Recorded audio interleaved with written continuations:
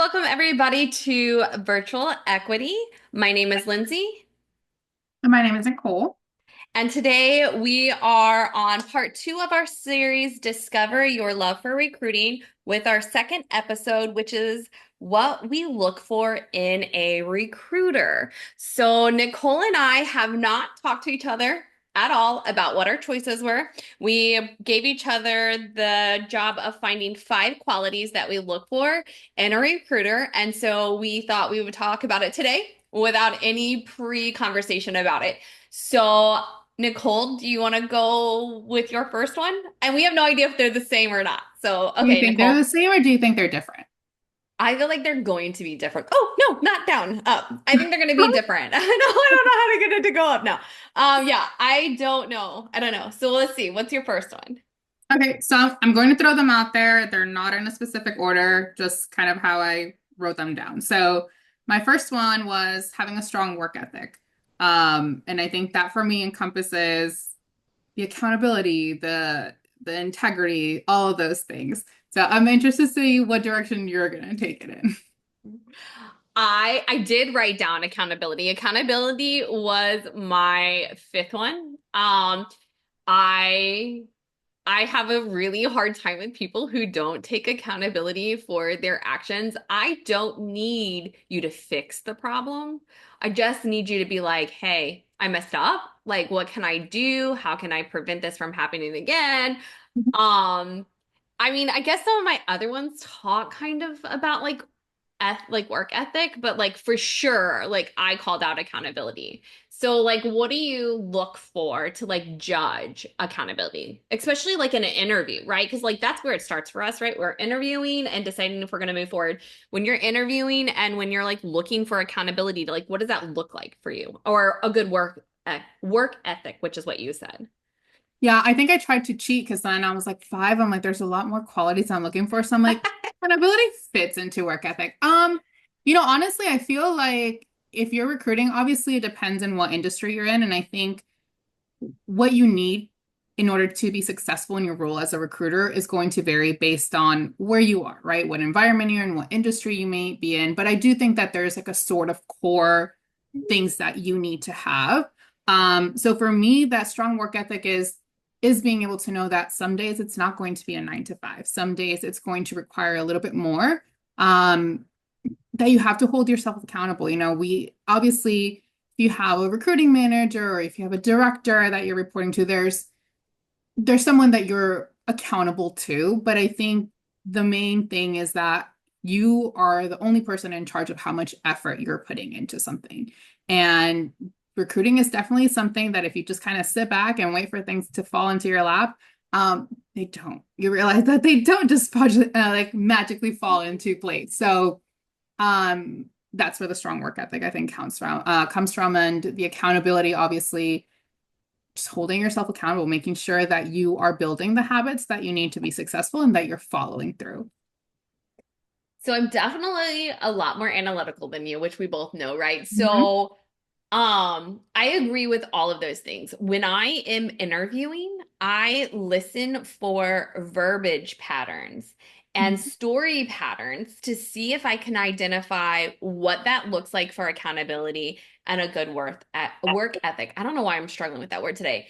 And some of the things that I see, hear, and think when I'm like interviewing people and talking to people, and I know you are very aware of what I do with that, but like I'm listening for how many times they badmouth their other employer or employees or coworkers. And to me, like we all leave jobs for bad work environments. Like that is 100% understandable.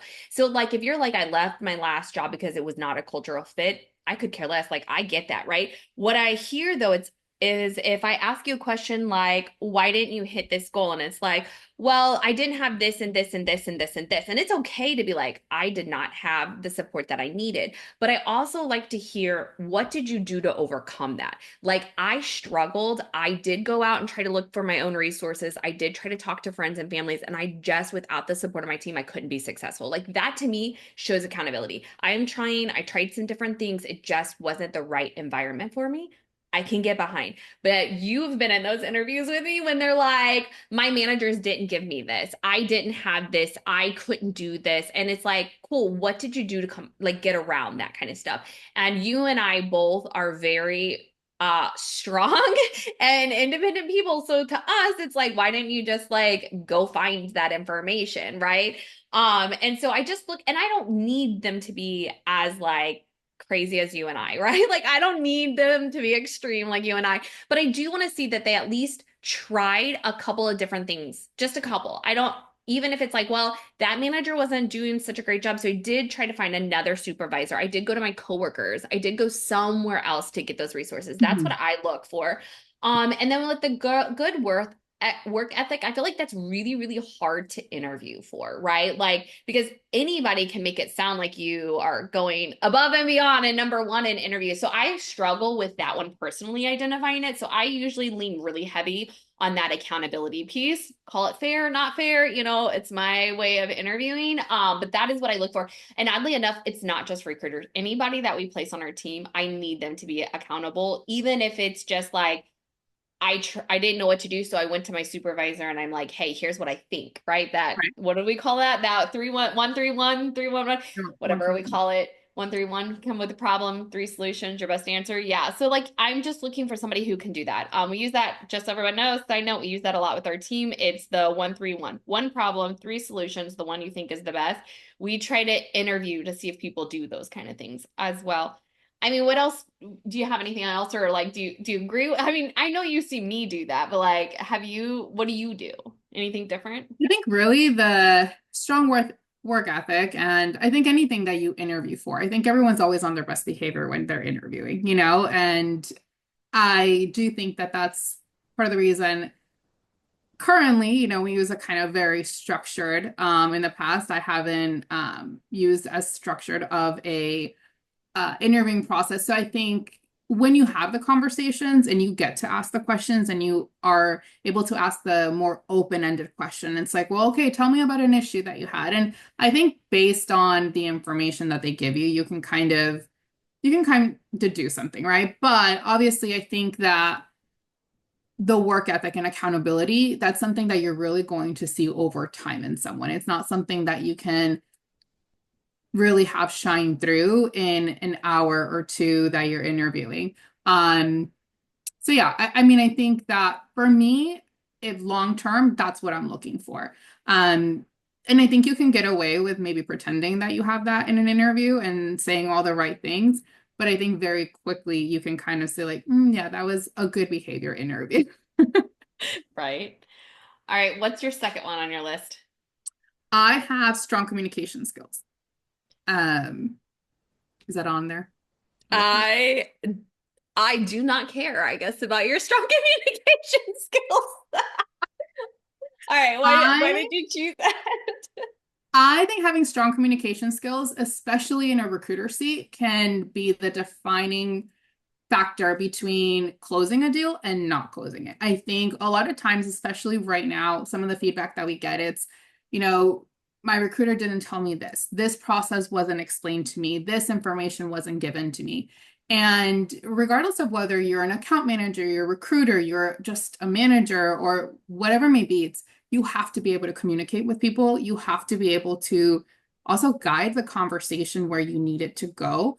Um, and poor communication, I think, especially in this environment, can definitely lead to someone walking away from their offer and just be like, you didn't explain this to me. You didn't break things down for me. You didn't give me the vision of what was going to happen next. What is my assignment going to be like for the next 13 weeks? What do I come to you for? Who do I go to about something else? Or maybe just even having the ability to connect with your traveler. If you can't connect with the people that you're trying to place, you're not going to build that rapport with them. You're not going to get loyalty from them. And it might turn into that one and done assignment. They're going to come to you. You weren't anything really spectacular, someone that was not worth remembering. So they're just going to go and find the next person.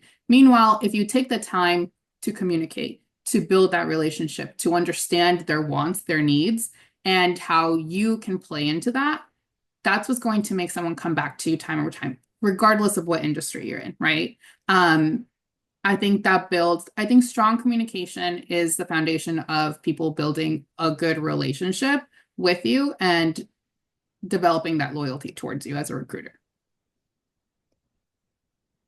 I do agree. Communication should have been on my list. It's not. Go figure. Yeah, for real. So when you're interviewing, you're talking to a potential candidate, not a candidate like we're gonna place the candidate, but like somebody who wants to go into recruiting. What are you looking for to be able to determine do they have the skills necessary for communication? Are you not really worried about that because you feel like it's something you can teach? I, I think communication is definitely something that you can teach, but I think it's going to depend on that interview, right? It's going to kind of be like, are you the person that is able to elaborate and give me the answer to the open-ended questions, or are you the person that's giving me the one-word answers? Um, how was how was your last position? How did you make an impact in your role? I went to work every day. Okay, cool. Can you elaborate on that? So every time that I have to stop and say, can you elaborate on that? It's either I'm not doing a good job at making them feel comfortable enough to be open with me and just have the conversation, or they're just like, I'm just going to give you one answer. And it's really hard to carry a conversation, right? And it's like, God, you're making me work really hard for this. So when I'm looking for someone in a recruiting position, I need someone that's engaging, that can connect with multiple people, regardless of where they came from, what they're doing, what their goals are. So if I have to carry a conversation with you and do all the legwork, that means that's the same thing you're going to do when you're interviewing someone. And how are you going to be able to be my top recruiter if you can't freaking hold a conversation? Yeah. Are we dropping? I'm like, am I allowed to curse? I don't know. I'm like, I'm being so good right I now. can't. I'm not I cursing. I am allowed to mark like that it has explicit language in it. Okay, So I've like been there good so is. far. Full disclosure, I usually drop a couple of bombs, throughout, but okay, cool. Cool. Yeah. I'll I keep thought that that in the last episode when I uploaded it, I was like, oh, it asked me if this is explicit. I'm like, I'm pretty sure we were on our best behavior that yeah, day. see, strong Uh, communication skills. yeah, I definitely did not put communication on there. It is important. Let me ask you this, Nicole. In an interview with a recruiter, how do you feel about doing a mock conversation right then and there in that interview? To be completely honest, that's always been a difficult concept for me because I do like to think things through, and I feel like when I get put on the spot, I'm like, what do I say, right? So I do think the mock calls are necessary to develop the like a skill set, and it's a great tool to develop skill sets. I did not grow up like that, right? In quotation. I did not grow up like in recruiting that. My mock calls were actually picking up the phone and calling, and it's like, do you want a job? Are you available to work? And it's like, no. And being able to carry like the conversation that way. So in a sense, I think mock calls are great. I just think that sometimes when you're doing mock calls in a really safe environment, they don't translate to when you're out in the field, right? Like when you're out actually making the call. So to me, if I were going to say we're going to spend 20 minutes doing mock calls, I might just be like, we're going to spend 20 minutes just doing cold calling. Um, and figuring out like, because you're also going, and I think sometimes too, like when we've done mock calls, like you see the recruiters, one, they get that like blank stare and they're like, what am I supposed to do? They get really nervous. And I don't think that it allows their authenticity to kind of shine, right? Meanwhile, while you're on the phone with a candidate, you can really see like what how do they carry a conversation? How are they engaging people? What kind of questions are they asking, or what kind of questions are they not asking?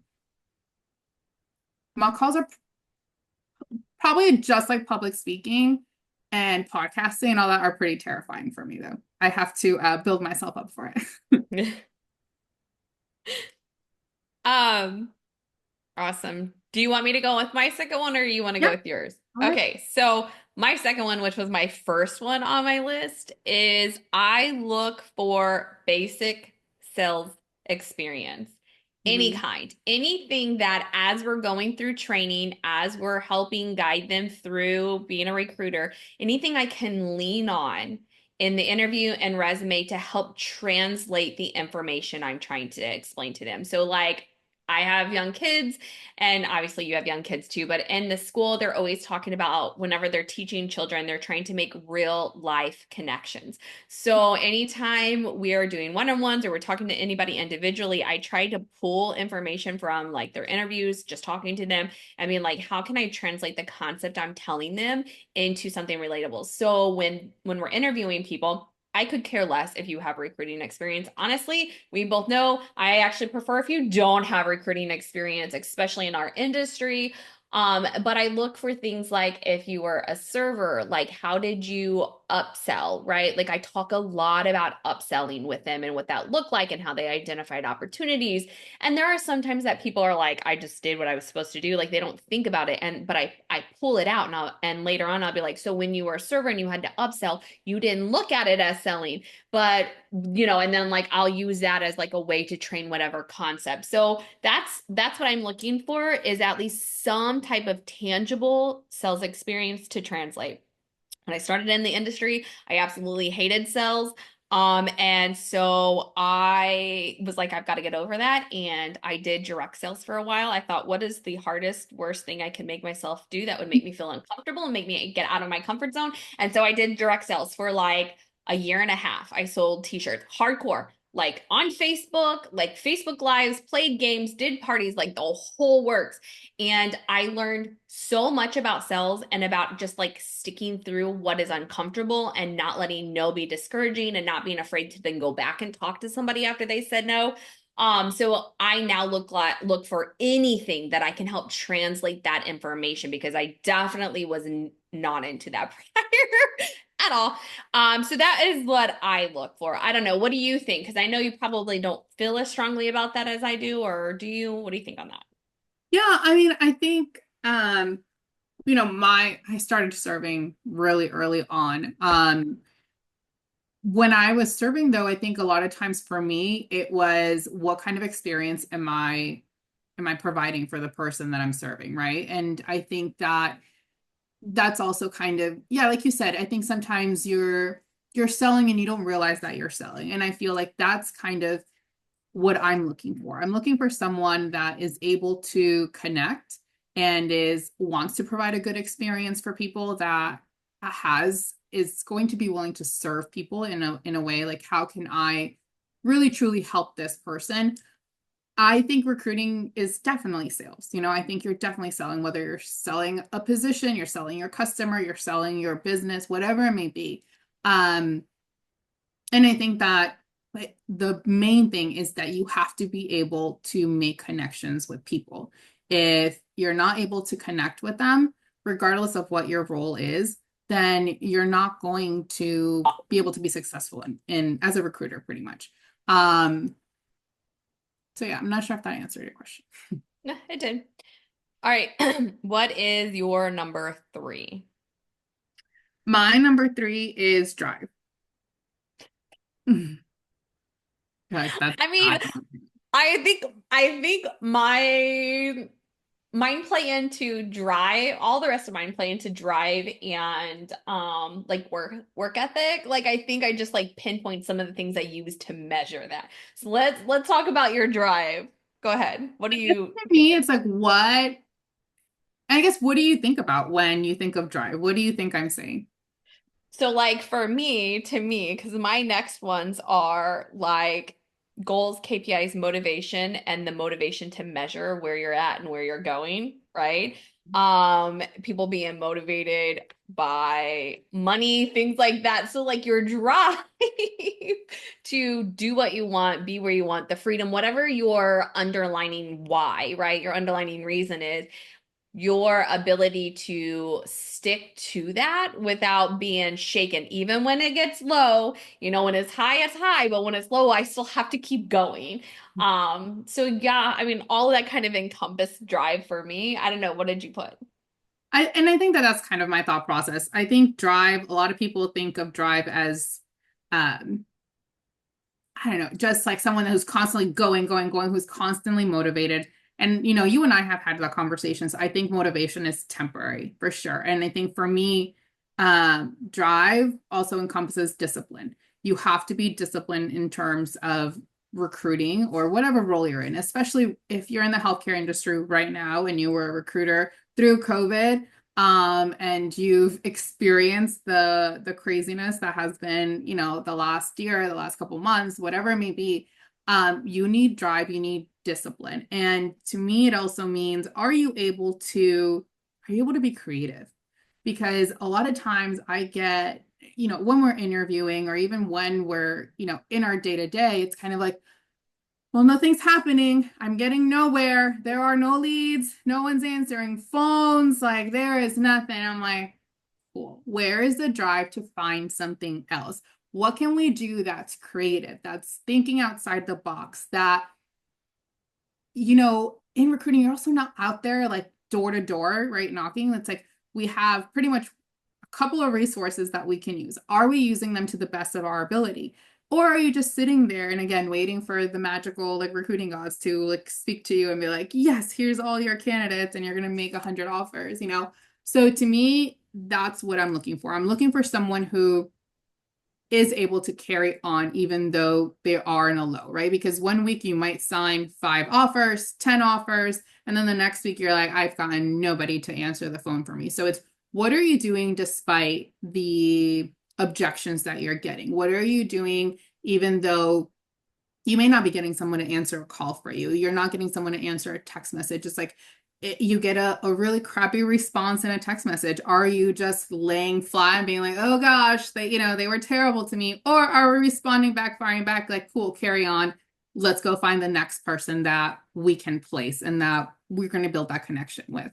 But that's what I think of drive. I think drive to me, it's not so much the motivation piece, because I think anyone who's in sales is motivated by money, and we know that. But it's who's going to keep doing the job when they're not seeing the money? Who's going to look for other ways to make that money when it's not just sitting there in front of them, right? That's what I'm looking for. I'm looking for someone who's going to work around what they got, work with the resources that they have, and they're not constantly like, I need more to make it happen. Because a lot of times it's like, well, I need more leads, but we're not doing anything with the leads that you have. So why do we need more? It's like, what are you going to do with more if you can't do with with anything with less. what you currently have, Right. right? With what you have. So yeah, it's like that.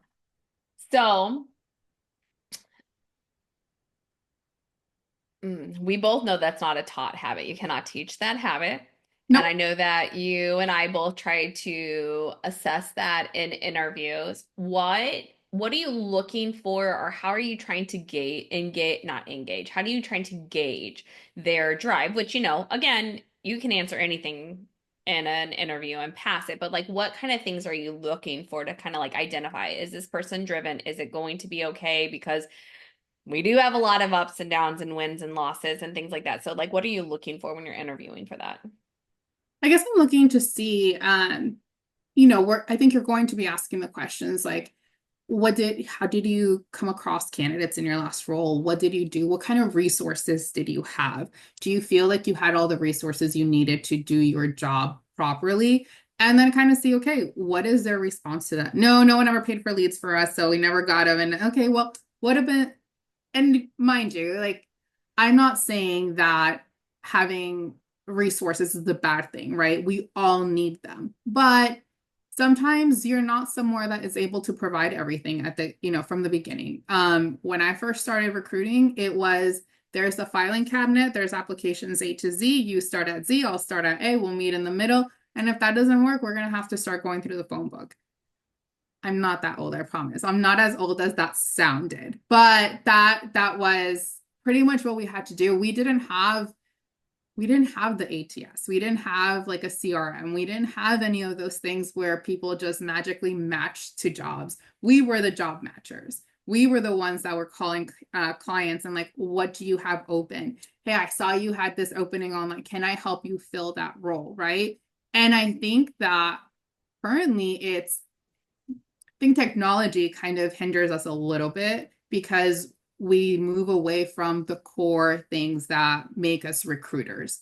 And that's being scrappy and being able to figure out how to get people to take jobs with us and get customers to give us orders and get customers to stay with us, and I think sometimes all the technology really kind of stops the creativity from happening, which I think is part of being a recruiter, being creative and thinking outside the box.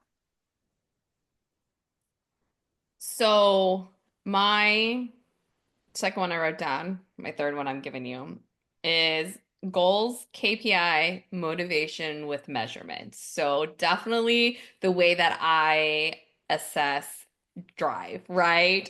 I am looking for somebody who sets goals, but also obtains the goals and not always obtains the goals. Like, I don't need you to obtain the goal, but when I ask why you didn't, I need to know like what was going on. Did you let life and everything keep you from that goal? Did you take a hiatus from that goal because it's more of a long-term goal, which is not for me to judge, but I do ask those questions. I mean, I hear a lot like I left school, like college, like I didn't complete college. And when I'm like, why? Sometimes it's like, well, I needed money, so I got a job. And then like I just, like they go down a list of, you can tell when someone's making excuses versus like, I started it, life got ahead of itself, like I didn't get to go that way, and I took like a different turn. I guess it's not fair because I'm judging based on the way that they're talking, but that's what I'm looking for. Or if I ask you like what your KPIs were and I ask you why you didn't hit your KPIs, and like all of a sudden you have, like you said, it was like, well, the industry was super hard and I didn't have all my resources. And you're like, well, what kind of resources did you use? How did you utilize those resources? Those sorts of things. I'm just looking for goals and KPIs and things that maybe are either obtained or haven't been obtained, but I'm still working for them, or like I had to take a different route to get there, right? To me, that's drive. And really what it was coming down to is, like you said, the industry was up, up, up and has crashed, right? Because of COVID. And everybody who's still in the industry has to stay motivated to keep getting kicked in the face, because that's what it feels like some days. It's like you are here for the kick in the face day in, day out, because there will be a light at the end of the tunnel. You just have to stick through it. So you have to be able to look long term and not get down on yourself, right? You can be down on yourself. Don't let it stop you, right? Like we all have those days that I'm just like, this is not happening. I need a drink. I need to double bag my chips here, like double fist my chips here. Like, we all have those days, but it's like I still get up and I keep going because I know that there is something at the end, and I don't let it stop me. And you can hear those things in interviews. Especially when someone's coming from a different recruiting industry into our recruiting industry, and we're like, oh, why do you want to be here? Well, it got really hard in the last one, and I'm like, then this is not for you. I mean, we know I said that once in an interview. I'm not gonna lie. I told the girl, like, if you're leaving your industry because you think that this is going to be easier here, you're not in the right place. Like, this is not for you. Because it's true. Like, you don't just walk in and, I mean, at one point in time through COVID, you did just walk in and then like things just fell in your lap, but that is not the case anymore. So I need somebody who understands that. And when I am interviewing, I definitely look for that. The other thing I ask, and we both know that, I'll be like, why are you choosing healthcare? Like, what did you hear about the healthcare industry that is enticing you? And a lot of times it is because, oh, I heard you make so much money. And I'm like, not for you. But then you have those people who are like, I just want to get into sales. I want to get into recruiting. Those are the people we're looking for. We're like, okay, cool. They don't have any kind of like preconceived whatever notion. Yeah, Notion. that's the word. I'm like, not conceived, but notion of like what's going on in the industry. So I definitely use like goals, KPIs, motivations with measurements, right? Like I'm measuring where I'm going. But you're right, it's drive. That's what I'm looking for. Well, and I think, I think for us, we talk about metrics a lot and where are we and where do we want to be and where do we need recruiters to be at. But, I feel like pretty much, I would say 9 out of 10 times when you're like, hey, these are the metrics, I'm like, yeah, I know. Based on the conversations that I'm having alone with like the team, it's like, I know where their metrics are just by having, like, I don't need to look at the day-to-day numbers to tell you where they're at. And I can almost pinpoint like their specific days based on like, yeah, I remember having a conversation with that team member that day, and this is why that is like super low, right? And so I think the conversations that you have as a leader with your team are also going to be like, you're going to either drive them to be able to hit those KPIs, or you're going to hinder them from doing that by not having the conversation, by not being able to motivate them, create the habits that you want them to have. Like that's something that we have talked about a lot. But I think in any role, so it's funny like when you were talking about like the highs and like it was just kind of we were taking orders right in healthcare. That's never been what recruiting has been for us. That is definitely something that is, I think, a little bit COVID driven in the healthcare just a little in the healthcare industry, because the struggle has always been real in all other industries. I mean, when I first started recruiting, I was looking for people to start work in manufacturing facilities for 7.25 an hour. So it is really difficult to ask someone to, hey, come work in this super hot environment, 10-hour days for 7.25 an hour. You want to do night shift because there is a 25-cent increase if you want to work night shift. That's our incentive. Believe me, there were not people knocking down our doors to go get that. So I think that the, you know, the benefits that some of these recruiters got while they were, and it's kind of crazy to think the benefit that COVID was, right, for the healthcare. And I that's know. that's kind of asinine, but like it's like and it's almost like you're here, and you're like, cool, we should not be hoping for another pandemic so that we can fill more offers. We need to go back to just being able to grind. So I do think that KPIs and all of that should be a direction. I think that that should be a roadmap for someone that is coming into, especially if they're just coming into the industry, if they have zero recruiting experience, it's something that's measurable. It's something that gives them some direction, but there has to be more than just someone that's driven by the numbers in that sense. I can agree with that. All right, what's your next one? Feel like they can all kind of blend in, but I put the ability to build relationships. I definitely am someone who, when I'm talking to you, I'm going for a vibe and not like an aura vibe. That's not what I'm talking about. I'm talking about like, am I comfortable talking to you? Can I have a good conversation? Do I feel like you'd have a good conversation with candidates? So I'm looking at someone, are you able to build that relationship? Are you able to build trust? Um, so right now, especially with travelers, especially if they're first time travelers, like it might be the first time that they're leaving home. It might be the first time that they're going somewhere else. They're leaving maybe a staff position to go where you're asking them to go to. And there's a lot of unknowns. You have to be able to make that person feel comfortable with helping you make those decisions. And so I think it also means to me that you're able to adapt your communication depending on who you're talking to, right? You're going to talk to different people. You're going to come across people that have from all walks of life, and you have to be able to connect with all of them. And it is hard, I think, sometimes to do that because sometimes I talk to, our team and I'm like, you have to use your recruiter personality. And they're like, I want to be authentic. And I'm like, yeah, that is still being authentic. You can be authentic and you can provide and meet the needs of different people, but you have to be able to, it's like your kids, right? Like I'm going to bring my kids into this, but it's like how I treat my oldest is not how I treat my youngest. And in full disclosure, my youngest is a lot harder to deal with than my oldest.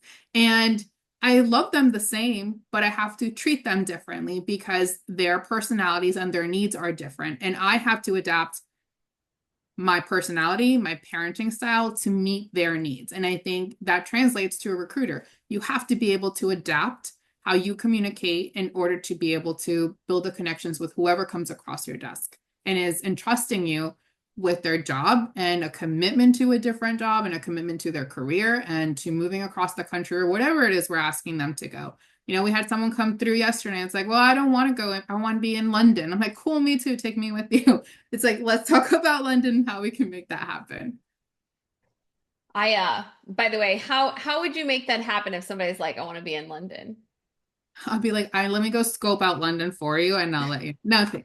I love travel, so you know that. If it was currently in our pipeline, if we're able to do, I would have to do research, right? And that's I think another thing, and I think that plays into my last quality that I feel like that a recruiter needs. I don't know if you want me to Go let me ahead. hear yours first, and then we'll dive into that. Okay. So technically I still have two because you only have one. So, honesty. So that probably goes back to like that authentic personality, but still with authority. Because my question I was going to ask you is like somebody like me who is not overly talkative. We both know that I'm not overly talkative with people, which doesn't sound like that when I'm on this podcast, but we all know that I'm like that. If you work with me, like how I would get around it, but it comes down to honesty. I am a very honest person. I'm very honest with the way that I am feeling. Like, you know it on my face, you know it through my communication 99% of the time, but I still have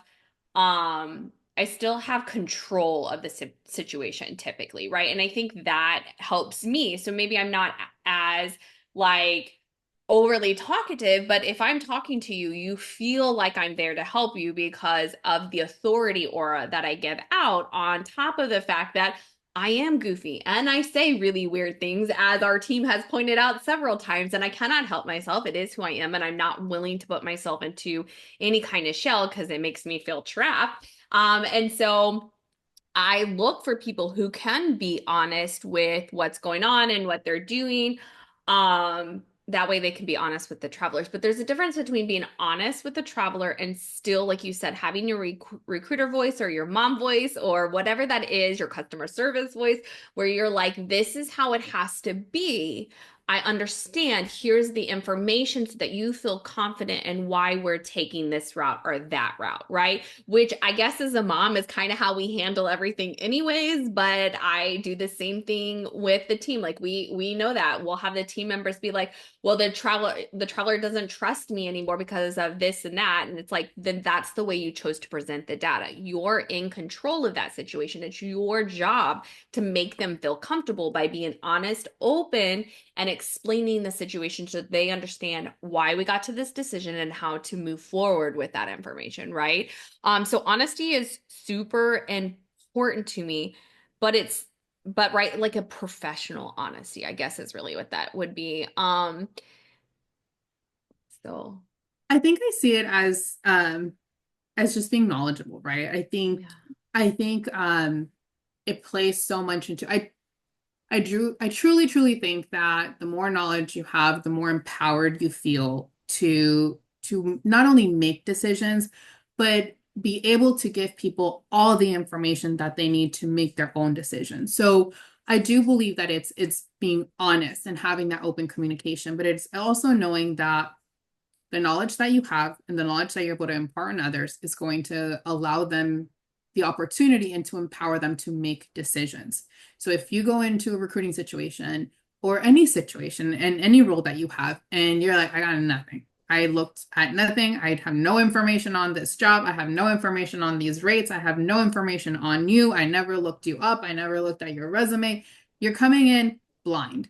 And so for me, it's always the more information that you gather, the more research that you do, the more secure you're going to be in your role and it's going to allow people to feel comfortable around you, right? A lot of times when we're presenting information, we may feel nervous or we may be like, oh, we don't know what we're doing. Like, this is what looks good right now. But you have to make, in a leadership position, you have to make decisions based on the information that you currently have. And then as time progresses, you gather other nuggets of information. And you're like, hey, yeah, we're going to pivot, right? We're going to make a change because we found out more information and this is what we're going to end. And sometimes you step back, you're like, wow, I really screwed that up. Or sometimes you're like, wow, I made the best decision that I could possibly make with the information that I had at that point. But I think it goes back to that honesty piece is you have to be able to be honest with your team and with yourself. You're not going to always have all the answers. And one of the things I tell them is, I may not have the answer right now, but I'm willing to go look for it. And I have to be able to humble myself and be like, I don't just have all the answers. I have to look at for them just like you do. But I'm going to hold myself accountable to coming back to you and giving you the answer that you were asking, or the answer you the question that you asked me, whatever it may be. So yeah, I think honesty is a huge thing. And it's not that you're misleading people. It's just you're giving people all their options with all the information that you currently have, and then empower them to make a decision with what you're able to give them. I agree. Do you want me to do my last one before we go into your last one, or do you want to use mine? Is a little less weak than I feel like your last one's gonna be. I wrote mine at 5 a.m. the other morning when I couldn't sleep, and now I'm like, I regret that decision. I should have maybe been a little more awake. No, now I want to know what yours is. Okay, so my last one honestly goes back to drive, but when I'm looking for somebody for a recruiter, I am looking for somebody, and this is a balancing act. I'm looking for somebody who is motivated by money, not just being like, oh, I want to make money, but like knowing that their actions get them more money. The one thing I tell people when they're like, I'm struggling with jobs, I'm struggling, I have family members and friends who are like, I don't make enough money, and I'm like, go into sales. Because when you're in sales, you own and control whatever is happening. And I look for people who are very aware of that. Like, I eat what I kill, I know what I need to do, I'm motivated and driven to get where I want to go. But we both know that money as a motivator can be too much, because then if they're not making what they want and they don't have drive and accountability, they will bounce. But anybody will bounce if they feel like they're not being supported, right? So there's that weird balancing act where I do need people who are motivated by money, because I need them to understand, or have drive, I guess is really what it is, that what effort they put into it is what they're going to get out at the end. And in the end, when you're making that money, all that hard work from the beginning, it's like, cool, this is where I wanted to be. And I mean, we have a lot of younger people on our team, and we coach them through that a lot. Like, the steps and habits you build now, that's when you're setting yourself up for later. So that's kind of where I was going with that thought process, even though I literally wrote down people motivated by money. Now on my phone, I wrote out a lot more eloquent stuff than like what I wrote here, just so I could look at it. But yeah, that was my last one for there. So what's your last one? So my last one, I think you'll think it's funny. It's someone who's analytical. That is my last one. So it kind of ties up all that we've been talking about. But I think that someone who has the ability to analyze different situations, right? And I think a lot of time is going to be a good recruiter. I think sometimes I don't finish my thought process.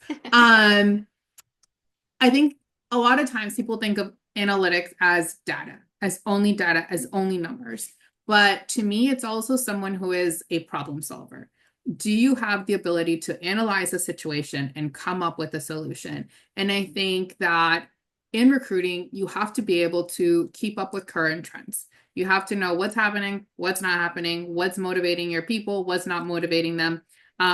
You have to be able to identify patterns, right? Like, are you not only just when you're looking at your desk, but with your customers, with the different things that may be happening out there? I think it helps you to be able to streamline your candidates. It helps you to streamline your desk. It helps you to streamline the entire process. And then it also helps with pay negotiations. Are you trying to resolve a housing issue? Are you trying to help them resolve licensing issues? Are you trying to help them resolve a payroll issue? So I need to know that in your previous roles, you have had the ability to develop your analytical skills. Again, were you just like, this is the problem that happened, and I just laid down and let it happen, and I had no solutions whatsoever? Or were you able to, one, what was the problem? Was that really the problem, or was that just what appeared to be the problem? Are you able to get down to the root cause of situations, right? And then are you able to offer the solution? So kind of like what we talked about early on, the 1-3-1. Like, are you able to be like, this is my problem, these are my potential solutions, this is kind of what I think really needs to happen, and then you kind of get the final okay. So that's what I really look for. I want someone who is able to be like, this is my problem, but I have the solution based on all this data that I was able to gather, and present that consistently, because that is what we're constantly doing. We're putting out fires, right? We're like, virtual little recruiting firemen that just run around. And it's like, you have this problem, let me fix it. And we fix problems I do truly think that we are the problem solvers. You come to us because you need a job. I can solve that for you by finding you the perfect job. Or you come to us because you have a shortage of people on staff and you need someone. Guess what? We can solve that because we have great candidates for you. So you have to be a problem solver all around for whoever you're doing. Yeah, we talk a lot about strategy. Why are we just throwing spaghetti against the wall? What is the game plan? What information did you bring to this game plan? Mhm. For sure. All right, before we wrap up, I want to go back to that London question that I asked you because the way that I would approach that London question is definitely different than the way that you approach that. So I'm I am definitely data driven, right? And Nicole, you're definitely like relationship building, right? So the two different perspectives on this question, and I'd love to hear what you would do, and then I would tell you how I would strategically play that one. So go. That person says, I want to go to London. What would you do? Like, what would your process be and It's funny. solution? So are we currently staffing in London? Are we doing No, an we're area? talking like today that came across your desk. What Okay. conversation could you potentially have with that traveler about it? I want to know why they want to go to London. What's in London that is drawing you to it? Are you going there for a specific reason? Are you just like you want to travel and you want to go to a cool place to go work? Depending on that answer, right? If it's like it's on my bucket list, it's somewhere I want to go. Well, I don't have anything in London right now, but I do have this location that have you explored this state? These are some of the things that are available for you to explore while you're doing this assignment that you're now going to take because I convinced you to take. I'm going to try and explore how can we get someone to London. Look at the numbers. What kind of licensing process does it take? Please take this 13-week assignment with me. And at the end of 13 weeks, I'm going to try and get you to London. And again, I will come to London with you because I need to scope out London too. That would be my So approach. my approach is very similar to that. My approach would be conversations. Why do you want to go to London? Do you have the money to go to London? Do you have the housing set up for London? Are you prepared for a contract in London? And then based on that, it's like, cool, you need the money or you need the housing or you need this. It's like, great, let's get you to somewhere where it's easy to fly to London, right? Like, I got all these contracts in New York or something like that. Let's set you up so you can make some extra money or whatever the case may be. Like, help them come up with a strategic plan. Let's get the experience. Give me the 13 weeks, just like you, to go in, research, see if I can find you some housing, a location, the pay that you need to be able to get you into London for whatever the goal reason is. So we did have very, very similar ideas because that's 100% what I would have done is I would have been like, oh, are you already financially stable enough to go there? No, let's get you to somewhere where you can fly over there. You can go start visiting. Tell me what areas you like. Let me work on getting it set up so that you can go. So yeah, that's exactly what I thought too. We work well together for a reason. So, Yeah, yeah, exactly. All right, you guys. So that is our second episode today. We ended last episode with a tip for a recruiter. So like our tip of the week. I did not have a preconceived like tip of the week, but I came up with one as we were talking. So Nicole talked a lot about communication and strategy. And one of the things that we have strongly encouraged people through this is taking improv classes. Improv teaches you to communicate on the fly, feel confident in your communication on the fly, allows you to learn to pivot quickly when you need to pivot, allows you to practice active listening while processing and thinking about how you're going to make your next play. So if you're looking to be a recruiter or you're like, I really need to hone in on some of my skills, we highly suggest you take improv classes. So, right? All right, you guys. So that is all for this week, and we will see you in our next episode. Bye. bye.